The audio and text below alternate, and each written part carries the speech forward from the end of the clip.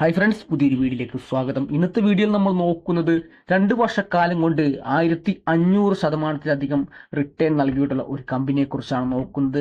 ഈ കമ്പനിയെക്കുറിച്ച് നോക്കുമ്പോൾ 2004 സ്ഥാപിതമായ കമ്പനിയാണ് സർവോടെക് പവർ സിസ്റ്റം ലിമിറ്റഡ് എന്നാണ് ഈ കമ്പനിയുടെ പേര്. ഇവർ എൻഗേജ് ആയിരിക്കുന്ന ബിസിനസ് എന്ന് പറയുന്നത് സോളാർ പവർ പ്രൊഡക്റ്റും അതുപോലെ തന്നെ EV ചാർജിങ്ങുമായി ബന്ധപ്പെട്ട ഒരു ബിസിനസ്സാണ് ഇവർ കൈകാര്യം ചെയ്യുന്നത്. ഈ കമ്പനിയെ കുറിച്ച് നമുക്ക് നോക്കിക്കഴിഞ്ഞാൽ അറിയാൻ സാധിക്കുന്നത് മാർക്കറ്റ് ക്യാപിറ്റലൈസേഷൻ എന്ന് പറയുന്നത് 2392 കോടിയുടെ മാർക്കറ്റ് ക്യാപിറ്റലൈസേഷൻ ഉള്ള ഒരു കമ്പനിയാണ്. ഇപ്പോൾ സ്റ്റോക്ക് ട്രേഡ് ചെയ്യുന്നത് 107 രൂപയിലാണ്. ഇന്നത്തെ ഒരു ഹൈ എന്ന് പറയുന്ന 10%-നടുത്ത് അപ്പ് മൂവ്മെന്റ് പോയിട്ടുണ്ട്.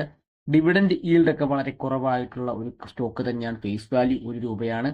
അതുപോലെ തന്നെ നമുക്ക് ബുക്ക് വാല്യൂ എന്ന് പറയുന്ന 5 രൂപ, ബുക്ക് വാല്യൂ 5 രൂപയ്ക്ക് മുകളിലായിട്ട്, വളരെ മുകളിലായിട്ടാണ് സ്റ്റോക്ക് ട്രേഡ് ചെയ്യുന്നത്. 52 വീക്ക് ഹൈ ലോയും നമ്മൾ പരിശോധിക്കുമ്പോൾ 69 രൂപയും 109 രൂപയുമാണ് ഹൈ ആയിട്ട് നിൽക്കുന്നത്. സ്റ്റോക്കിന്റെ PE എന്ന് പറയുന്നത് 211 അതുപോലെ ROC നോക്കുവാണെങ്കിൽ 11.3%, ROE 10.8% സ്റ്റോക്ക് തന്നെയാണ്. കഴിഞ്ഞ കാലത്തെ ഒരു ഹിസ്റ്റോറിക്കൽ ചാർട്ട് നമ്മൾ പരിശോധിക്കാൻ നമുക്കിവിടെ 3 വർഷത്തെ ചാർട്ട് കൊടുത്തു കഴിഞ്ഞ് അറിയാൻ സാധിക്കും. വളരെ ചെറിയ രൂപയിൽ 10 രൂപയ്ക്ക് അടുത്ത് ട്രേഡ് ചെയ്ത സ്റ്റോക്ക് തന്നെയാണ്. ഇപ്പോൾ 100 രൂപയ്ക്ക് അടുത്താണ് ഈ സ്റ്റോക്കിലേക്ക് വന്നിട്ടുള്ളത്. ഒരു വർഷക്കാലം കൊണ്ട് 30%-നടുത്ത് റിട്ടേൺ നൽകാൻ ഈ കമ്പനിക്ക് കഴിഞ്ഞിട്ടുണ്ട്. കമ്പനിയുടെ പോസിറ്റീവ് സൈഡുകളും നെഗറ്റീവ് സൈഡുകളും പരിശോധിക്കുമ്പോൾ കമ്പനി എക്സ്പെക്ട് ചെയ്യുന്നത് ഗുഡ് ആയിട്ടുള്ള ഒരു ക്വാർട്ടർ തന്നെയാണ്. അതുപോലെ തന്നെ ഈ കമ്പനിയുടെ CAGR നോക്കുവാണെങ്കിൽ കഴിഞ്ഞ 5 കൊല്ലത്തിൽ 30.9% ഉണ്ട്. അതുപോലെ തന്നെ നെഗറ്റീവ് സൈഡുകൾ പരിശോധിക്കുമ്പോൾ ബുക്ക് വാല്യൂ മുകളിലായിട്ടാണ് സ്റ്റോക്ക് ട്രേഡ് ചെയ്യുന്നത്. അതുപോലെ പ്രൊമോട്ടേഴ്സ് ഹോൾഡിംഗ് ഡിക്രീസ് ചെയ്തതായിട്ട് നമുക്ക് കാണാൻ സാധിക്കുന്നുണ്ട്. അതുപോലെ തന്നെ ലോ റിട്ടേൺ ഓൺ ഇക്വിറ്റി തന്നെയാണ് കഴിഞ്ഞ 3 വർഷത്തിൽ. ഇതൊക്കെ നെഗറ്റീവ് സൈഡിൽ ബാധിക്കുന്ന കാര്യങ്ങൾ തന്നെയാണ്. റിസൾട്ടുകളൊക്കെ പരിശോധിച്ച സെയിൽസ് കൃത്യമായിട്ട് നമ്മൾ പരിശോധിക്കേണ്ട ഒരു കാര്യമാണ്. കമ്പനി സെയിൽസ് ഉണ്ടാക്കുന്നുണ്ടോ എന്ന് നോക്കുക. 2021 മുതലുള്ള ഈ കമ്പനിയുടെ സെയിൽസ് നമുക്ക് പരിശോധിച്ച കഴിഞ്ഞാൽ 2023 49 CR ഉണ്ടായിരുന്ന സെയിൽസ് ഏകദേശം 2024 വന്നപ്പോൾ 120 CR സെയിൽസ് ഉയർന്നതായിട്ട് കാണാൻ സാധിക്കുന്നുണ്ട്. അതുപോലെ എക്സ്പെൻസീവും ക്രമാതീതമായിട്ട് എക്സ്പെൻസീവും വർദ്ധിച്ചിട്ടുണ്ട്. കമ്പനിയുടെ ഓപ്പറേറ്റിംഗ് പ്രോഫിറ്റ് 5 കോടി മാത്രമാണ് കഴിഞ്ഞ ഒരു ക്വാർട്ടറിനെ അപേക്ഷിച്ച് മാർച്ച് ക്വാർട്ടറിലേക്ക് വന്നപ്പോൾ ഏകദേശം 5.36 കോടിയിലേക്ക് ഉയർന്നതായി കാണാൻ സാധിക്കുന്നുണ്ട്. OPM എന്ന് പറയുന്നത് 4.44%. നമുക്ക് ഈ കമ്പനിയുടെ പ്രോഫിറ്റ് ബിഫോർ ടാക്സും അതുപോലെ തന്നെ നെറ്റ് പ്രോഫിറ്റ് നോക്കാം. നെറ്റ് പ്രോഫിറ്റ് 3 കോടിയാണ്. Profit before tax 4.30 കോടിയായിരുന്നു. അതുപോലെ നെറ്റ് പ്രോഫിറ്റ് നമുക്ക് വളർച്ച ഉണ്ടോ എന്ന് നോക്കിക്കഴിഞ്ഞാൽ വലിയ രീതിയിലുള്ള ഒരു വളർച്ച നമുക്ക് ഇതിനകത്ത് കാണാൻ സാധിക്കില്ല. എന്നാലും ഈ കമ്പനി വളർച്ച ഉണ്ട് എന്ന് തന്നെ നമുക്ക് മനസ്സിലാക്കാൻ കാണിക്കും.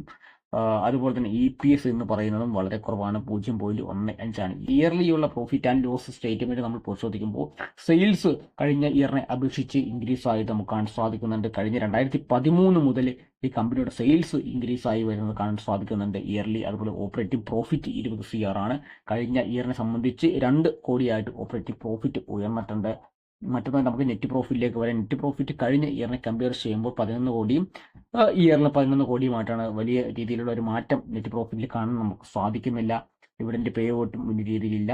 കമ്പനിയുടെ പ്രോഫിറ്റ് ഗ്രോത്ത് 10 കൊല്ലത്ത് 47%, 3 കൊല്ലത്ത് 118% കാണാൻ സാധിക്കുന്നുണ്ട്. അതുപോലെ തന്നെ 5 വർഷത്തെ CAGR നോക്കുമ്പോൾ 146, 3 കൊല്ലത്ത് നോക്കുമ്പോൾ 291, ഒരു ഇയറിലെ 27% അടുത്ത് CAGR ഉണ്ട്. മറ്റൊന്ന് നമുക്ക് ഈ കമ്പനിയുടെ ബാലൻസ് ഷീറ്റാണ്. ഈ കമ്പനിയുടെ റിസർവേഴ്സ് എന്ന് പറയുന്നത് 107 കോടിയാണ്. അതുപോലെ ബോറോങ്സ് എന്ന് പറയുന്നത്, കടങ്ങൾ എന്ന് പറയുന്നത് 81 കോടിയായിട്ട് നമുക്ക് ഇവിടെ കാണാൻ സാധിക്കുന്നുണ്ട്. ക്യാഷ് ഫ്ലോ സ്റ്റേറ്റ്മെന്റിലേക്ക് നെറ്റ് ക്യാഷ് ഫ്ലോ പോസിറ്റീവിലാണ് നിൽക്കുന്നത്. അതുപോലെ തന്നെ നമുക്ക് ഷെയർ ഹോൾഡിംഗ് പാറ്റേണിലേക്ക് പരിശോധിക്കുമ്പോൾ പ്രൊമോട്ടേഴ്സിന്റെ ഹോൾഡിംഗ് എന്ന് പറയുന്നത് 59%, 59.70% പ്രൊമോട്ടേഴ്സിന് ഹോൾഡിംഗ്സ് ഉണ്ട്. FIA ഫോർ ഇൻവെസ്റ്റേഴ്സും ഈ സ്റ്റോക്കിൽ കണ്ണുവച്ചിട്ടുണ്ട്. അവരുടെ ഒരു ഹോൾഡിംഗ്സ് എന്ന് പറയുന്നത് 5.53%. കഴിഞ്ഞ മാർച്ച് 2024 അപേക്ഷിച്ച് മെയിൽ വന്നപ്പോൾ 2.45 ആയിരുന്നു മാർച്ചിൽ. മെയിൽ വന്നപ്പോൾ ഇൻക്രീസ് ആയിട്ട് കാണാൻ സാധിക്കുന്നുണ്ട്. 2022 മുതൽ ഈ സ്റ്റോക്കിൽ നല്ല രീതിയിലുള്ള ഹോൾഡിംഗ്സ് കൊണ്ടുവരുന്നുണ്ട്. കഴിഞ്ഞ കുറച്ച് തവണകളിൽ അവർ ഡിക്രീസ് ചെയ്തിട്ടുണ്ടെങ്കിൽ പോലും അവർ ഹോൾഡിംഗ്സ് ഉയർത്തുന്നതായിട്ട് നമുക്ക് കാണാൻ സാധിക്കുന്നുണ്ട്. അതുപോലെ പബ്ലിക്കിന്റെ ഹോൾഡിംഗും 34.77% പബ്ലിക്കും ഹോൾഡ് ചെയ്യുന്നതായിട്ട് നമുക്ക് കാണാൻ സാധിക്കുന്നുണ്ട്. അപ്പോൾ തീർച്ചയായിട്ടും ഈ സ്റ്റോക്ക് എന്ന് പറയുന്നത് കഴിഞ്ഞ 2 കൊല്ലം കൊണ്ട് 1500% റിട്ടേൺ നൽകിയ സ്റ്റോക്ക് ആയതുകൊണ്ടാണ് നമ്മൾ ഈ വീഡിയോ ചെയ്യുന്നത്. തീർച്ചയായിട്ടും ഇത് ഈ സ്റ്റോക്ക് ബൈ ചെയ്യാനോ സെൽ ചെയ്യാനോ റെക്കമെൻഡേഷൻ അല്ല. ഈ സ്റ്റോക്കിലേക്ക് വളർച്ചാ സാധ്യതയുണ്ടോ എന്ന് സ്വയം അനലൈസ് ചെയ്തുകൊണ്ട് മാത്രം മതി ഇൻവെസ്റ്റ്മെന്റ് മെത്തേഡിലേക്ക് സ്വീകരിക്കുക.